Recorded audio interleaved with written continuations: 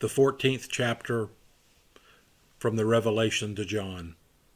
Then I looked, and there was a Lamb standing on Mount Zion, and with him were 144,000 who had his name and his Father's name written on their foreheads. And I heard a voice from heaven, like the sound of many waters, and like the sound of loud thunder. The voice I heard was like the sound of harpists playing on their harps. And they sang a new song before the throne and before the 4 living creatures and before the elders. No one could learn that song except the 144,000 who had been redeemed from the earth. It is these who have not defiled themselves with women, for they are virgins. These follow the Lamb wherever he goes. They have been redeemed from humankind as first fruits for God and for the Lamb. And in their mouth no lies were found. They are blameless. Then I saw another angel in mid-heaven, with an eternal gospel to proclaim to those who lived on the earth, to every nation and tribe and language and people. He said in a loud voice, "Fear God and give him glory, for the hour of his judgment has come, and worship him who made heaven and earth, the sea and the springs of water." Then another angel, a second, followed, saying, "Fallen, fallen is Babylon the Great. She has made all nations drink of the wine of the wrath of her prostitution."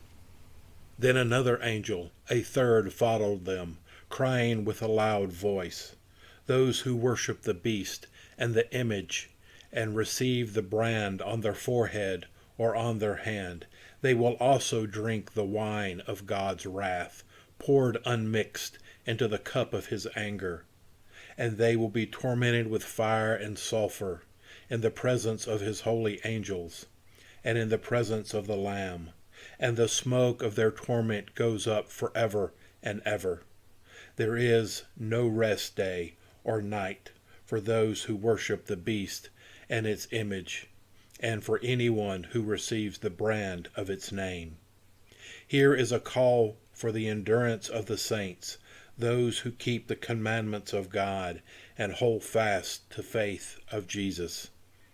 And I heard a voice from heaven saying, "Write this, Blessed are the dead, for from now on dying in the Lord, yes, says the Spirit, they will rest from their labor, for their deeds follow them." Then I looked, and there was a white cloud, and seated on the cloud was one like the Son of Man, with a golden crown on his head, and a sharp sickle in his hand. Another angel came out of the temple, called with a loud voice to the one who sat on the cloud, "Use your sickle and reap, for the hour of reaping has come, because the harvest of the earth is fully ripe." So the one who sat on the cloud swung his sickle over the earth, and the earth was reaped. Then another angel came out of the temple in heaven, and he too had a sharp sickle. Then another angel came out from the altar, the angel who had authority over fire, and he called with a loud voice to him who had the sharp sickle, "Use the sharp sickle to gather the clusters of the vine of the earth, for its grapes are ripe." So the angel swung the sickle over the earth and gathered the vintage of the earth. And he threw it in a great winepress of the wrath of God. And the winepress was trodden outside the city, and blood flowed from the winepress as high as a horse's bridle, for a distance of about 1,600 stadia. Here ends the chapter.